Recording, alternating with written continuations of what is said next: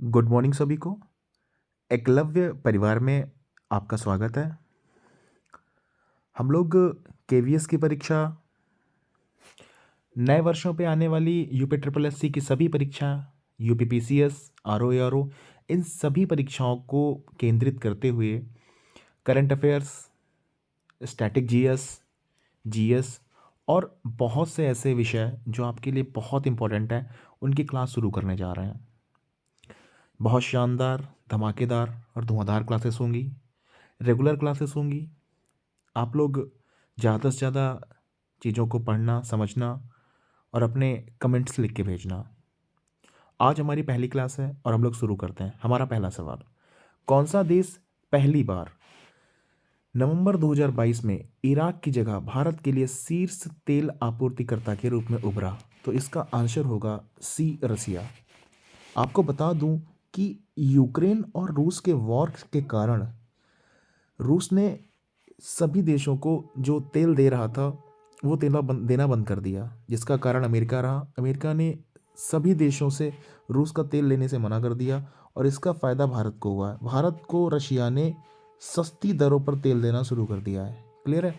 आपको बता दूं 2022 का जो फिजिकल ईयर था उसमें सबसे ज़्यादा आयात करने वाला प्रोडक्ट पेट्रोलियम रहा है, जबकि सबसे सर्वाधिक निर्यात करने वाला प्रोडक्ट भी पेट्रोलियम ही रहा है। क्लियर है?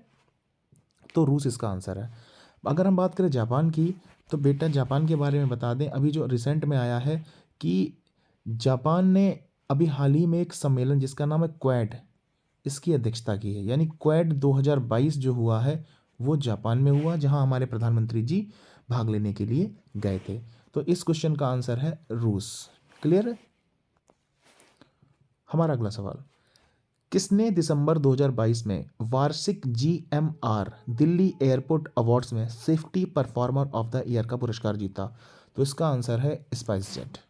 क्लियर? स्पाइस जेट ने safety performer of the year का पुरस्कार जीता। अब हम अगर बात करें इंडिगो की, तो बेटा सौर ऊर्जा का प्रयोग करने वाली एयरलाइन इंडिगो बनने जा रही है। क्लियर है? सौर ऊर्जा का प्रयोग करने वाली एयरलाइन इंडिगो बनने जा रही है। आपको मैं बता दूं कि इस समय सभी जितने भी उपक्रम हैं सब वैकल्पिक ऊर्जा की ओर बढ़ रहा है और इस क्रम में इंडिगो ने कदम बढ़ाया है। क्लियर?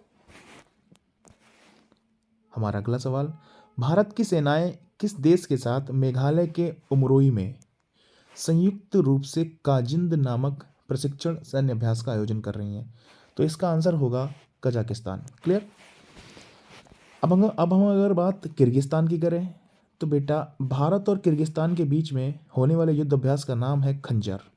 खंजर भारत और किर्गिस्तान के बीच में होता है, जिसका आयोजन भी कुछ दिनों के पश्चात किया जाएगा। कजाकिस्तान के साथ काजिंद हो गया, किर्गिस्तान के साथ खंजर होता है और ये युद्ध अभ्यास बहुत इंपॉर्टेंट युद्ध अभ्यास है।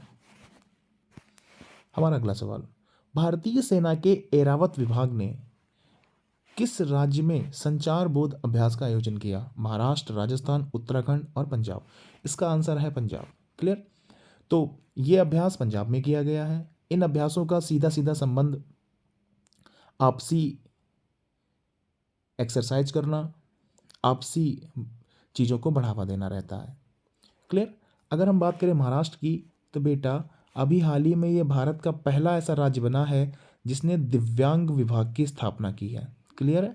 बहुत ज़्यादा इंपॉर्टेंट सवाल जिनको UP triple SC, R O A R O या यूपी पीसीएस का एग्ज़ाम देना है कि पहला भारत का राज्य जिसने दिव्यांग विभाग की स्थापना की है, महाराष्ट्र।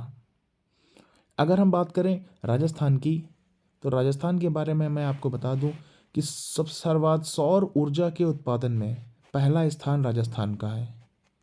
सौर ऊर्जा में भारत में पहला स्थान राजस्थान का है। क्लियर? सौर ऊर्जा में भारत में पहला स्थान राजस्थान का है। क्लियर?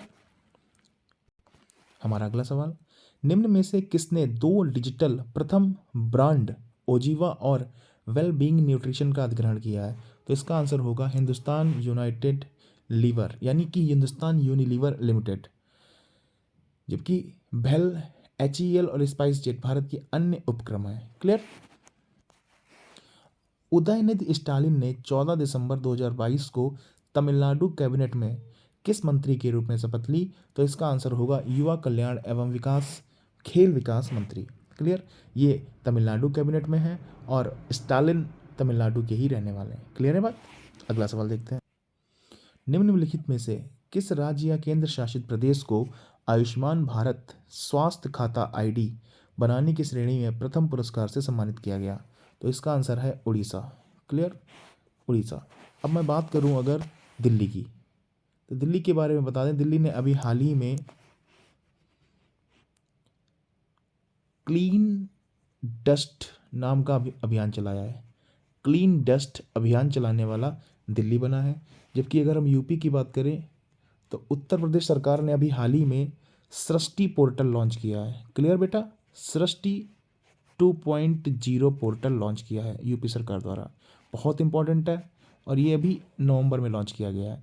तो यूपी सरकार ने सृष्टि 2.0 लॉन्च किया है, जबकि दिल्ली सरकार ने क्लीन डस्ट अभियान शुरू किया है। क्लियर? हाल ही में किस राज्य में दुनिया का सबसे ऊंचा मतदान केंद्र टशीगंग बनाया गया? तो इसका आंसर है हिमाचल प्रदेश। क्लियर? हिमाचल प्रदेश ने अभी हाल ही में सबसे ऊंचा मतदान केंद्र बनाया है। अगर मैं बात करूं गोवा की, तो बेटा हर घर जल वाला पहला राज्य जो बना है वो गोवा बना है आपका, जहां पे हर घर जल की सुविधा उपलब्ध कराई गई है। ऐसा कारनामा करने वाला पहला राज्य आपका गोवा बना है। ये भी करंट अफेयर का बहुत इंपॉर्टेंट सवाल है। क्लियर? अगला सवाल देखते हैं। किस राज्य सरकार 2023 के अंत तक राज्य को स्लम मुक्त बनाने की घोषणा की है?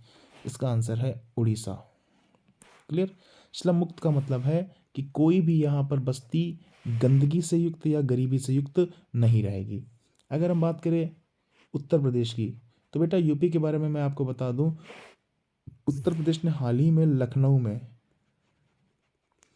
लखनऊ में हैप्पीनेस